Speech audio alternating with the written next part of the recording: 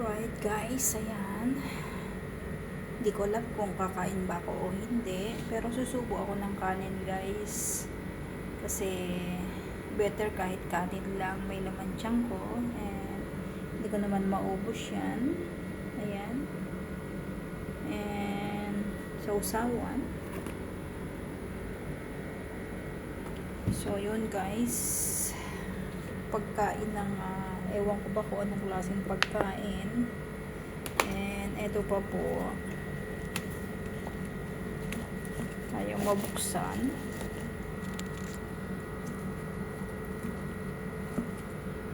Wait lang. Ayan guys, para maiba-iba naman ang lasa, nag-fried ako ng sibuyas. Ayan. So sibuyas, tapos okra with sabor sausawan, and subo lang siguro ako ng mga 1-2 subong kanin kasi wala akong ganang kumain ng kanin. 3 days na guys, so hindi ko alam. And also this one, yan. So yan po yung mga pagkain ko, kahit pa paano nakakaagdon.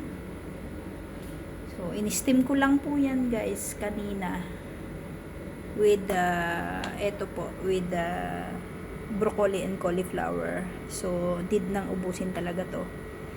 And this one, pwede naman po siguro hanggang mamayang gabi or bukas, lagay lang po sa rep. So, ang kanin totally hindi ko po talaga yan maubos. 100% 2 ano lang po, 2 spoon lang talaga. Yan.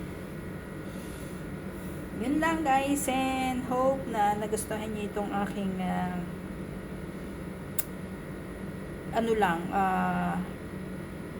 kunyaring video lang. Alright, this is lunch time. So past 1 o'clock na or 2 o'clock, kasi kararating ko lang galing biyahe. So, hindi ko na siya itinayo. Tinungo ko na lang, kaya nakatungo kong ganyan sa inyo. Alright guys, once again, ayan po yung sibuyas na pinirito. Sa susunod, pag may time ako, magpiprito naman ako ng bawang.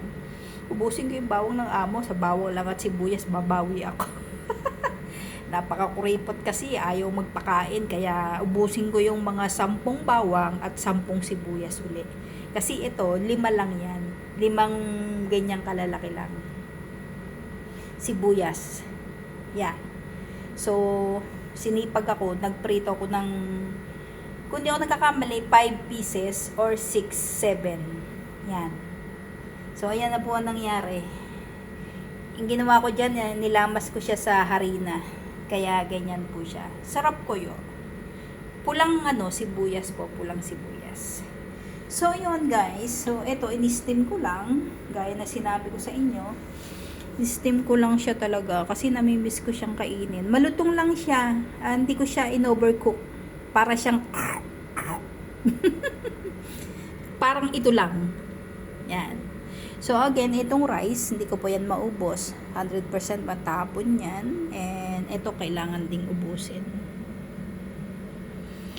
Ayan. O, diba? So, anyway, again, thank you po sa mga magwa-watch, and maglaway kayo dyan hanggang gusto nyo. Alright guys, and thank you once again sa mga manonood at sumusuporta lagi sa aking live, even kahit walang kabagay-bagay. So yun guys, malapit ko na po itong ikat kasi baka masawa na kayo sa mga pinapakita ko, kaya especially sa buka ko, kasi nakatungo lang. Alright guys, thank you so much, and babush! Thank you so much sa lahat ng sumusuporta sa live ko ha. Thank you po. Bye!